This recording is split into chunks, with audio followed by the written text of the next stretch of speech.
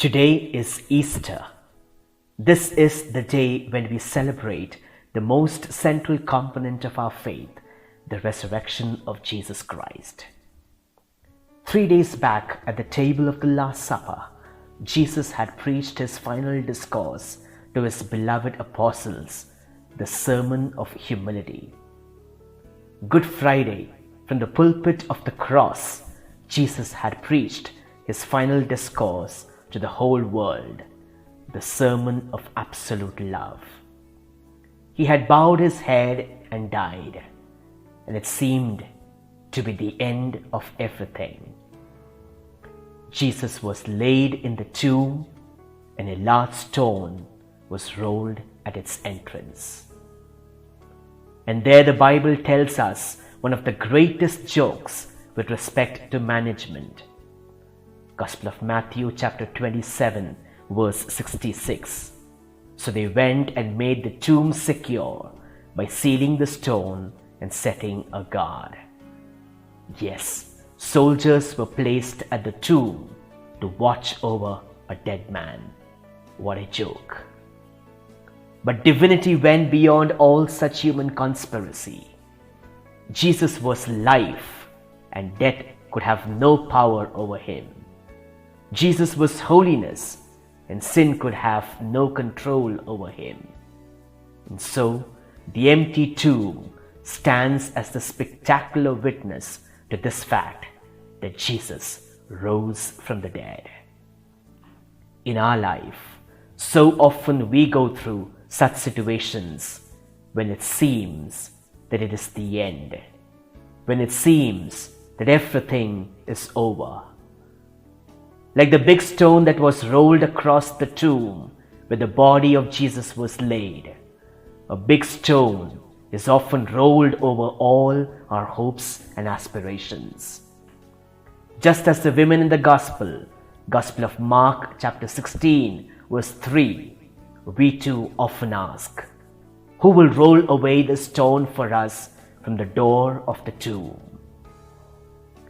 Human beings from far see the end of the road and think that it is all over.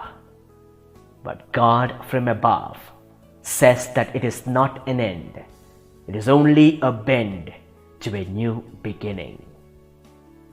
Jesus was dead, but he rose.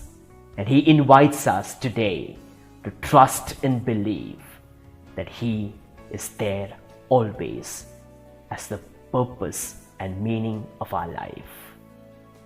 Mama Mary, standing at the foot of the cross, underwent immense pain and agony. She had accompanied the Lord from the womb to the tomb. It was indeed heartbreaking to witness, to hold her dead child in her arms. But with all these pains and sufferings, Mother Mary trusted in the Lord. She said yes to God's will, even when there were only dark clouds of struggles in her life. Mary trusted. She knew that her son would shine soon. She only had to wait in faith, hope, and love. The painful cross and the closed tomb in our life are pointers to tell us that there will be a resurrection in our life if we believe, if we trust. Do you have a painful cross in your life at this moment? Painful memories of the past, hardships and trials of the present, anxieties concerning the future. Do you feel there are closed tombs in your life, in your relationships, in the plans and aspirations of your life? Then do not give up hope. Trust in the Lord. The painful cross and the closed tombs in your life, remember, are pointers to tell you that there will be a resurrection in your life if you believe, if you trust. Yes, unless there is a Good Friday, there cannot be an Easter Sunday. Unless there is the crown of thorns, there cannot be the halo of holiness. Unless there are wounds of nails, there cannot be blessings with raised hands. And unless there is a cross, there cannot be an empty tomb. The question therefore is, am I willing to let the Lord take complete charge of me? In my pains, in my misunderstandings, in my failures, in my uncertainties, in my hatred, in my sins, am I ready to let go of everything and allow the Lord to take complete charge of me? Am I willing to let go a life of sin and put on the life of holiness that God invites me today?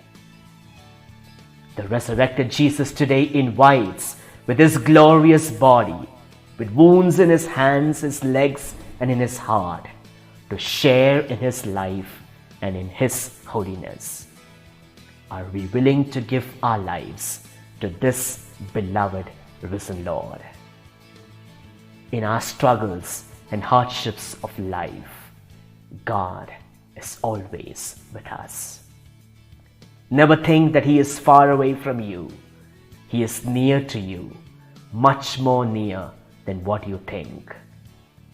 God weeps with us so that one day we may smile with him. God suffers with us so that one day we may be comforted in him. The women in the gospel went to the tomb not because they believed, not because they had faith, but because they had love in their heart.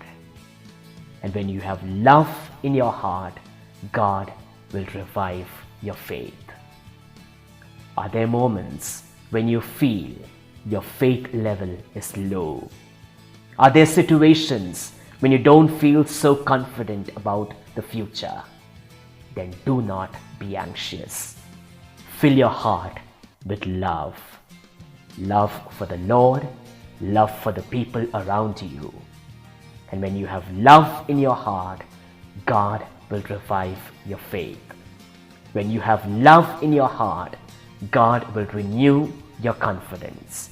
When you have love in your heart, God will restore your relationships. St. Francis de Sales wonderfully reminds us, whatsoever happens, never let go. Hold steadfastly to God in peace, trusting his everlasting love for you. Let us remember, in the words of Fulton Sheen, there can be only two philosophies to rule our lives.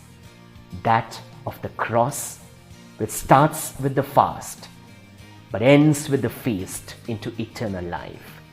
And that, the other, of Satan, which apparently starts with a feast, but always ends into a fast of eternal death. What is our choice? The painful cross, doing the will of the Lord with the resurrection, or the pleasures of the world and of ourselves with Satan and death? The Lord is waiting for an answer. I wish all of you a very happy Easter.